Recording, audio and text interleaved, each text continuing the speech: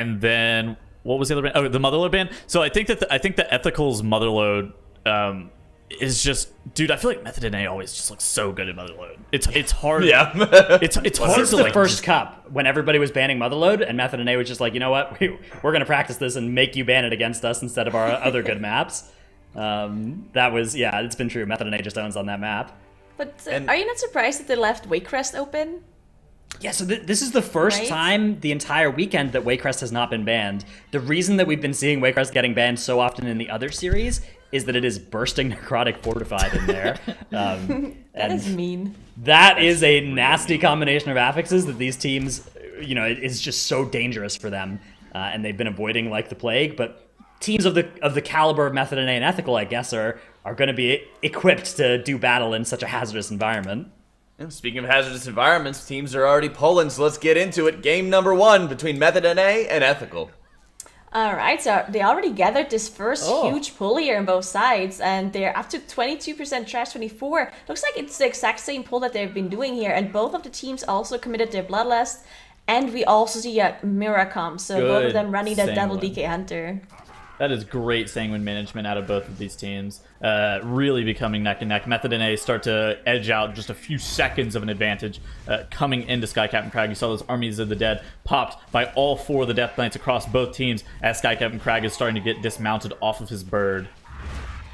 Yep, so now it's all going to be about that damage, because you are seeing the mirror comp, right? So whichever team can maybe play riskier. Oh my god, we actually saw JB and Shakib here getting hit by, I'm not sure if it was the bird or the powder shot, but they actually dropped really low. This is going to be a damage loss for them, because JB needs to heal up 2 people here.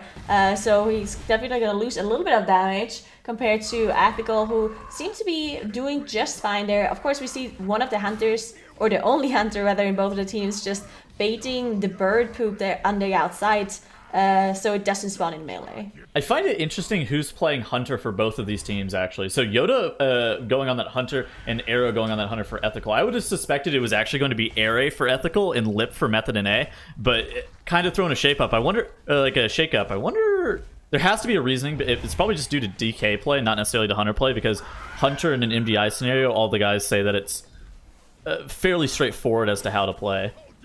Well, I mean, I agree that it might be straightforward in other dungeons, but here specifically in Freehold, they have a lot of like really important jobs, right, as a hunter, because you need to take over that rogue utility spot where you need to go over to the Ring of Booty and make sure you don't die on the way. And then at the very end, we also saw some of the hunters do this like Ravager pull that the rogue usually does with Riposte, which also is not so easy to do, I believe, as a hunter. So maybe they're just the most confident to be able to pull that off with Yoda. They're both rogue players. You're absolutely right. True, they're both rogue players, is why. Okay, that makes way more sense now that you say that. All right, so both teams are looking to drink immediately to be able to despawn some of those brine scales and the harpooners in order to be able to pull the second boss as quickly as possible. You do see Method NA and Lighty heroic throwing some of this trash to try to get it grouped up. He gets that pre-life cocoon right before he enters combat with some of those mobs, so JB is not going to be generating a bunch of healer threat. The Crusher has been pulled, and now everybody's starting to get harpooned into melee. For Method NA, they're not pulling this trash on top of the boss, instead electing to pull it off to the side. Yoda has walked back and joined back up with the group. You saw him camouflage off to start that RP, as Nagura was alluding to earlier, while Ethical, on the right-hand side of your screen, is doing something very similar. Yeah, they're doing the same thing, actually, but Arrow was back to the group a little bit later, so this means they're going to take a little while longer to finish off this pull. And it looks like the Crusher is standing in Sanguine. The Ring of Peace came out a little bit too late. That means this is going to heal up quite a bit, which is definitely going to be quite a loss for them. They can theoretically just chain the Crusher into the boss. I think they have to, right? Yeah, they probably have to. This means they might lose combat, they might lose potions, which is definitely a damage loss, and they might even choose to, yeah, they're just finishing it off, so a little bit of a time loss here compared to Method NA.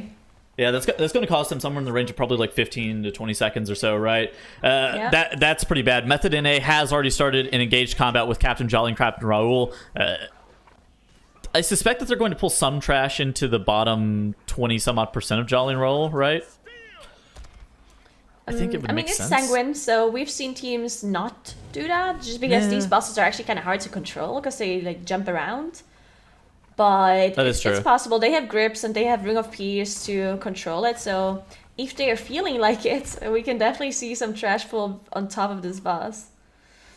So the world marker came out for Method NA, and you saw all the players move to it, but I don't 100% know why. I think it may have had to do something with the Whirlpool of Blades, maybe, but it's really hard to be able to tell. I think they're trying to just keep the both Raul and Jolly stacked up as much as possible. Yeah. Raul, of course, has that barrel smash ability, like you see on the right side on Ethical right now. It's really annoying and can knock players away and do a significant amount of damage, getting them deep into Grievous. So Method NA doing a good job of mitigating a lot of damage, so allowing JB to do more DPS as opposed to having to heal up all those stacks of Grievous. I think it's also like a big reason why you want to maybe bait the charges from the boss is to also have them stacked for the brew, right? If it's a dot brew, a bad brew, then you want to make sure you stack both of the bosses inside. Usually in live servers where you see everyone just being spread out somewhere on max range and one boss charges all the way to your side and then you have a bad brew and the tank will not manage to put both of the bosses inside because of the other boss just charging away. So it definitely seems like they want to stay as close to the boss as possible to be able to just abuse that bad brew damage, which does a lot more damage than the positive brew would give you on your friendly targets. Oh my goodness, dude. Method NA's Sanguine management on that Crusher was just perfect. The Crusher was at 1% HP, standing 5 pixels away from a puddle of Sanguine that if he was standing and doing that rock throw, he would have just healed to full. So that was great. Whereas on the side of Ethical, more problems with just Sanguine management. You saw that Crusher and Ludwig getting a couple of ticks of healing. While it's not going to like end their run or be catastrophic, it's going to put them behind a team of Method NA's caliber. Yeah, I mean, so one thing to note though is that no matter how fast you deal with the trash here, the pull ends when Ludwig dies, right? Yes. So even if the Crusher would be alive for longer or the trash would be alive for longer, overall it wouldn't actually matter for dungeon speed because Ludwig is the one mob that will spawn Trothak. So if theoretically Ethical would have had more Ludwig damage but less AoE damage, they still would have been faster, but that didn't end up happening as they're still fighting Ludwig. It looks like 30 to 40% on Ludwig still, so they're taking quite a bit longer. Method and A just an incredibly clean run by them, and now they're pulling even more trash. I do believe they will chain this on top of Trothak as well as soon as it spawns. Lighty doing a fantastic job of grouping up these mobs here, keeping them stacked as tightly as possible. They are looking like everybody is in the arena. They are pre-positioning to be able to pull Trothak. You do see those Apocs being popped for both the DKs. The D&D goes down, and all that trash just got obliterated. No, not even a chance for Sanguine healing. I don't even think that Ring of Peace was necessary. That was picture perfect by Method NA. Whereas on the side of Ethical, they're doing an even bigger pull than what we saw from Lighty grouping up. So Skylark is actually grabbing that patrol pack that was down at the bottom of that patrol, whereas he's also grabbing that top landing pull. Yeah, this is a pretty huge pull by Ethical here. They pulled the upper packs plus the patrol on top. Looks like they're engaging Trothak as soon as they've gathered everything up here. But yeah, Method and A is up to 88% trash, and they don't need. I'm pretty sure we know that Method and A is kiting, right? So they definitely need to get a 12% or the 10% trash that they still need here. The 10% somewhere comes from the later on, Ravagers. which is going to be the Ravagers. So they're done with trash as soon as they finish off Trothak here. Well, Ethical, we're not completely sure if they're kiting or not because we haven't seen them play this on tournament yet. But it looks like they're doing the same thing as they're also up to 91% now. Yeah, Ethical is doing a good job of being able to try to claw back onto Trothak damage, but with there being about 50% of a boss's HP separating the two, Method NA has a fairly commanding lead at this point. So now Method NA has down Trothak, and they're making their way towards the Harlan Suite area. They just need to cross the bridge, deal with their Ravager pull, probably before Harlan, and then make their way up into the Harlan area. Yep. Now it's all going to be about that kiting strat, right? This kiting strat is definitely very difficult and incredibly volatile. If something goes wrong, you're just going to have a full team wipe immediately. There's almost no way to recover, like a snap from from the obelisk mobs, or if JB goes down, or if they snap to JB. Either of those things will mean that you're very likely going to have a team wipe. Very, very little chance to recover. We see them do a skip now as they're up to 100% trash. Lighty off-tanking that patrol. Now they will Shadow Melt off the aggro, and now it's going to be about JB. And about the aggro too, because there's no rogue with tricks. You only have the misdirect here. That's why you see Yoda standing right there. He's trying to misdirect the aggro from those awakened mobs on top of JB. And it looks like they're doing a really good job. So they pull Harlan off to the side there. You saw JB pre-life cocoon. Now he transcendences away. And goodbye, awakened mobs. I'll see you later. Ethical has down Trothak, but I think it may be just a little bit too little too late, as long as JB is able to keep his kiting consistent and clean. So now Method NA is just doing the reverse, like the inverse strategy of what you see a lot of teams do on live for where they're tanking this boss. There's truly no difference between the two. You don't have to pull the middle pack at all.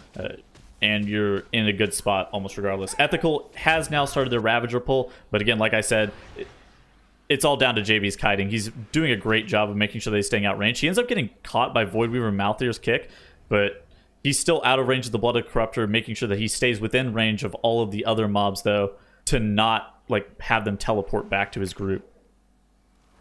Yep, so JB just running in a circle here, making sure he does not mess the skip up, because, again, if he does, it's definitely going to be a team wipe.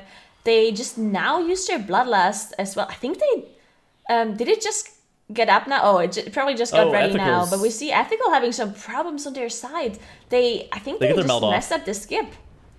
They tried to skip, but it didn't work out properly. Now they did manage to get the Shadow Melt off. But yeah, just too little too late for them. As Method NA is about to finish up Harlan Suite now, below 30%, which means there's going to be a damage taken increase on Harlan Suite. And the boss is going to die in no time. And then it's going to be the first game going to Method NA. And what a clean run by Method NA and Ethical, to be honest.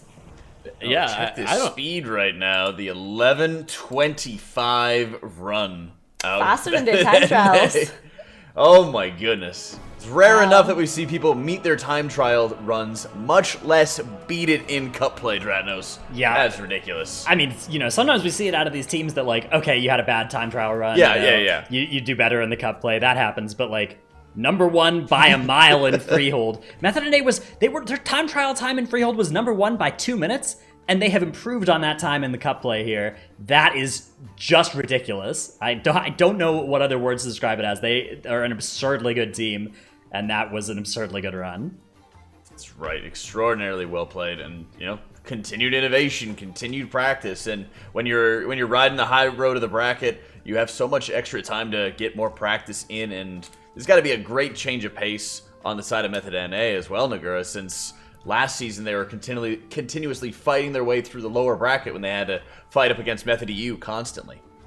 Yeah, they must be so happy to just finally be in this upper bracket, because, I mean, this is the first game they're playing today, right? They had 2 games yesterday, which they both won, and if you win your first 2 games, you have a lot of time to practice for the upper final, and then also for the grand final.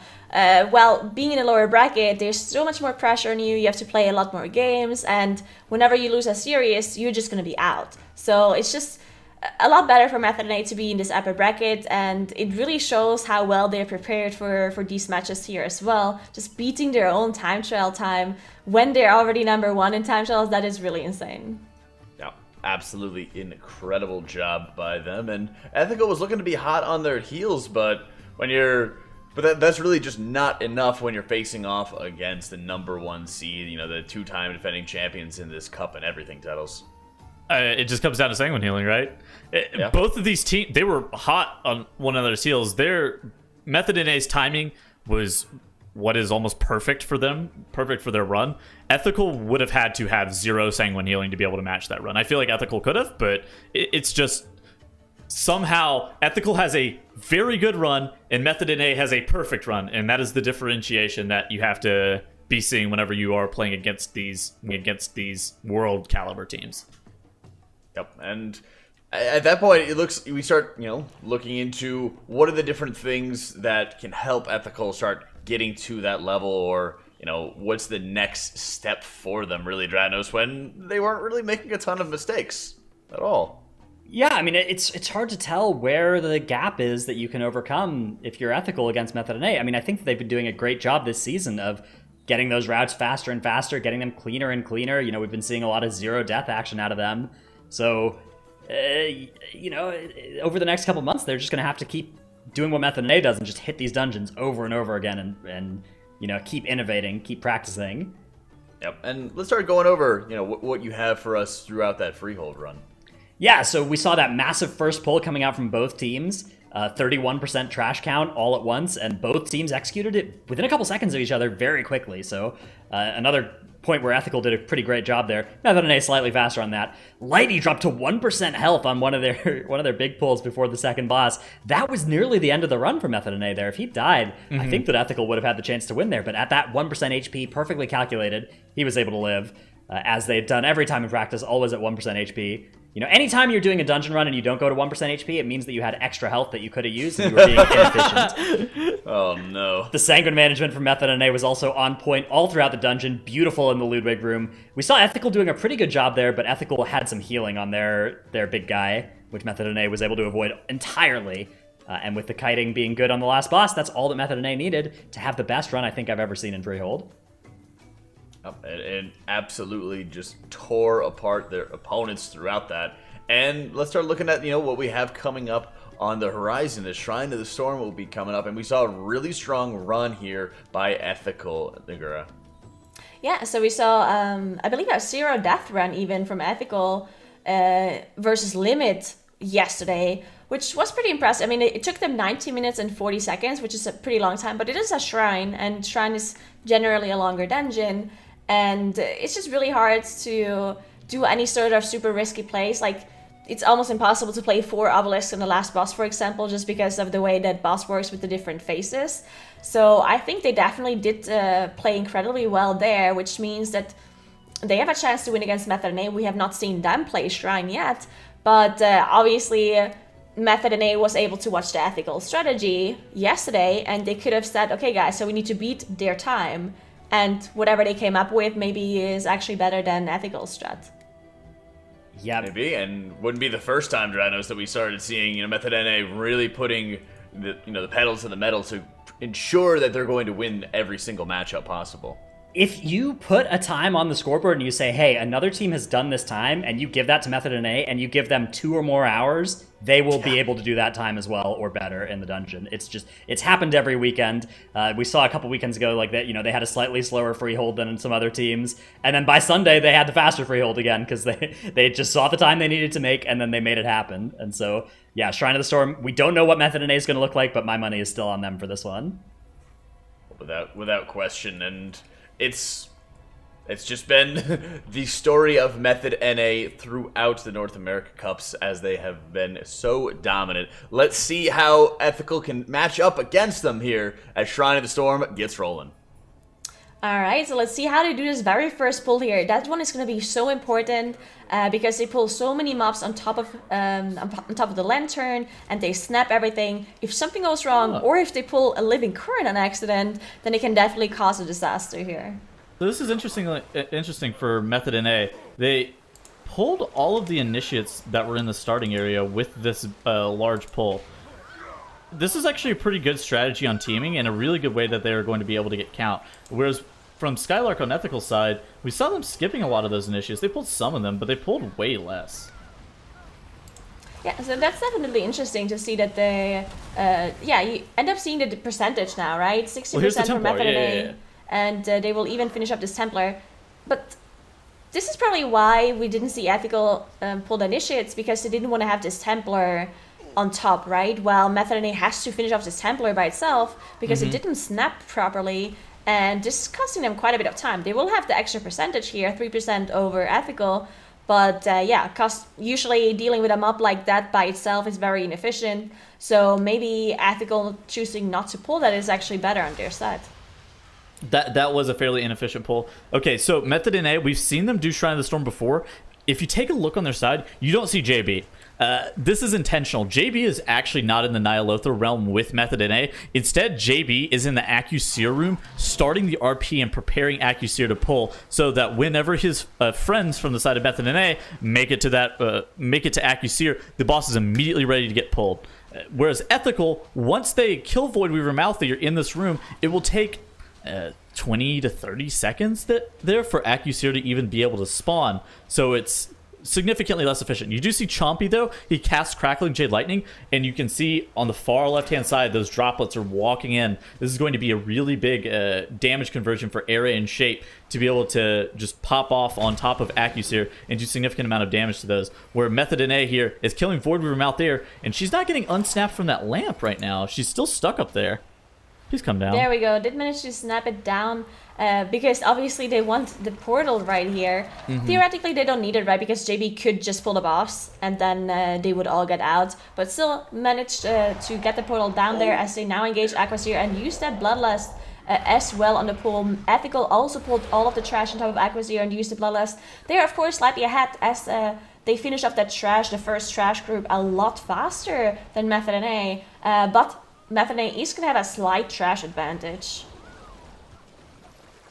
Yes. It also looks like Ethical does have Windspeaker Heldus. Okay, so both of the teams have Windspeaker Heldus into their pack. Ethical has a really good drop on that swiftness, that lesser swiftness ward from Windspeaker. It's right underneath AccuSeer, so that allowed everybody to be able to stack inside of it, doing the most amount of damage they can to AccuSeer before he does end up doing his Erupting Waters cast, transforming into those 3 Aqualings.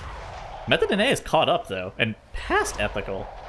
Yeah, they had a huge amount of damage there on the boss. They actually got the boss into phase so incredibly quickly. It looked like Ethical might have maybe focused a little bit on the trash too much, while Method NA just used all of their damage onto the boss. Should keep going down, though, on the side of Method NA. They do have a battle rest, so they get him back up. And in the end, it's not going to cost him too much time to get to death here because it is the intermission phase and he's already used all of his offensive cooldowns. So therefore, he's not going to lose too much. But still, not something you want to see because now they're out of battle rests. Yeah, it's not an issue right now. It's an issue later on if somebody else dies and they get punished for not having that battle res available to them. The 5-second penalty is basically just the 5 seconds. There's nothing really more to it than just that. So And now food Ethical... buff. And Method NA, yeah, and well, whatever. Now Method NA and Ethical have phased out all those Aqualings, and AccuSeer should be dying here momentarily for both of them. Yep, AquaSeer is about to go down. We see the percentage slight advantage for Method NA because of that Templar and the initiates they killed earlier. Outside of that, both of the teams did pull the exact same trash, and of course also Heldis, which is the mini boss. And I believe Ethical is doing a pretty big pull now right after this boss, as they're going to be gathering basically all of this trash on top of the mini boss inside this area here.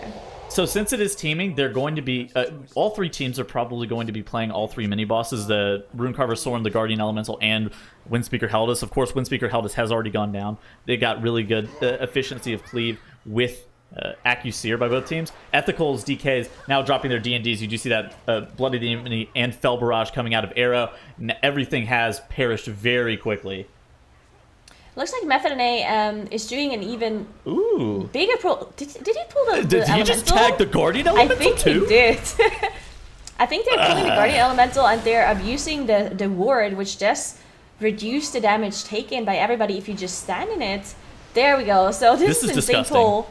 Look at the amount of damage they're doing as well. And yeah, they're really abusing this ward here, which with the damage reduction in the ward, they can just take the AoE from the Elemental and they're fine. They can also stand in it with Quaking too. Quaking does do damage if you stand on top of each other, but because of the damage reduction in the ward, it can just be out-healed by JB. And they get a huge amount of charge percentage by this pull. They surpassed Ethical for sure now because Ethical is doing this in 2 pulls, while Method NA is doing it in 1. And now they're also doing this like line of sight strategy where Skylark is soloing the Elemental to just spell reflect a bunch of the shocks here. Yeah, so Ethical does what is effectively an additional 30 to 45 second pull over what Method NA has. So any lead that Ethical did have going into Runecarver's Thorn has just immediately evaporated. Lighty now snaps all of those mobs into the water, leaps out of the water, jumps right on top of the Brother Ironhole and Galecaller Fae platform, trying to get threat on everything. It looks like Lip is getting meleeed, but okay, so now Lighty is able to get threat off of everything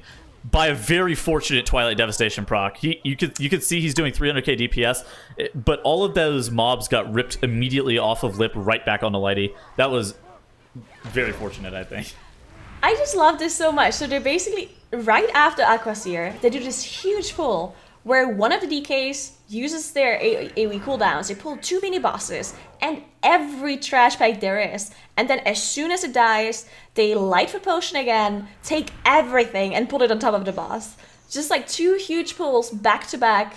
And this time Shakib used the cooldowns while Lip used his cooldowns earlier on the pull. So they really spaced out their offensive cooldowns, making sure they can do those 2 insane pulls back to back. And Lighty didn't even use Shield Wall or Last Stand for this pull here. He still has his defensives available here, which is just crazy. Okay, and I may have misspoke. It may not have been Twilight Devastation. Lighty is running Twilight Dev 3, but it could have been that Strength of the Warden Major, which is that AoE taunt ability. He could have gotten threat off of Lip with that. It's hard to know for sure, but either way, Method NA now looking to be about 20-ish% ahead on Tidesage Council over Ethical right now. Just still running with that lead that they obtained in that Runecarver's Thorn / Guardian Elemental pull. Did you say Lip is running Twilight Death? No, Lighty's running Twilight Death. Oh, okay. Yeah, so a lot of people always ask why they're not playing Twilight Devastation on the damage dealers here in the MBI. And it's mainly because, I mean, if you see the amount of pulls they're doing, Twilight Devastation actually has a target cap, which they added at some point when they nerfed it. On live servers, it doesn't matter as much because you don't do those insanely huge pulls. But here in the MBI, when you pull 10 or even more mobs on top of each other, then all of a sudden the Twilight Devastation target cap really does matter. And therefore they just choose to run different corruption, and also more single target focused corruption as well, because in the end the unholy DKs do a lot of AoE by themselves. They don't need the corruption, right? So they want to boost their single target damage because that is what is more important in these kind of pulls. In addition to that, they want more consistent damage. Nagura's absolutely right about the stuff like that. But say your unholy DK procs a Twilight Dev with the very first global he puts into a pack and just immediately rips threat off the whole entire pack and dies and gets meleeed. I'm sure you guys have seen that happen to many people. But like, it's that ruins your pull. So they elect to run something more consistent, and normally it's like masterful or expedient corruptions. Yep, and it looks like Method and A now are dealing with Samrak here. Ethical, they're not too far behind though, right? Ethical, they're about to finish off this boss, and this is just definitely less than a minute. It's like 20-30 seconds between those two teams, and Method and A does have 1 death on the board, which is only 5 seconds, but if they have any more deaths later on and have even more time penalty because of it, then Ethical definitely has a chance to get back into this game. And then there's also going to be Volsith, right? Which is an incredibly volatile boss. If you have any sort of mistake there, it can immediately cause a group wipe. So lots of things can still happen in this game. It's pretty close, as now Ethical is also fighting Samrak.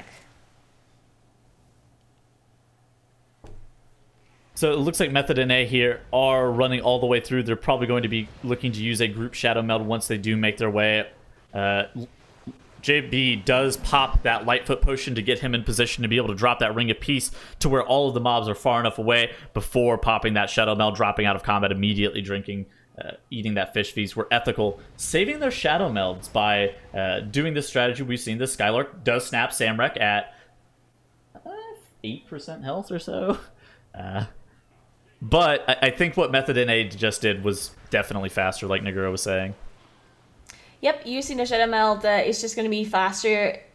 Yes, I mean, they can kill it on the way, but Skylark needs to walk forward because he needs to be the one snapping. So Skylark can't do any damage. Skylark is also facing away, meaning if he gets any Twilight Deaths procs, they will not actually hit this Samrak. And yeah, it's just overall a damage loss instead of just running through and doing the Shadow Meld. Method and A now already done with with that bridge pull, where they pull all of the packs together and just don't deal with the tentacles that spawn. Now to deal with the lashers here, huge amounts of AoE damage. Actually, Yoda is basically soloing this with the Fel Barrage, while they use the rest of the AoE cooldowns, I assume, for on the DKs for this pack here.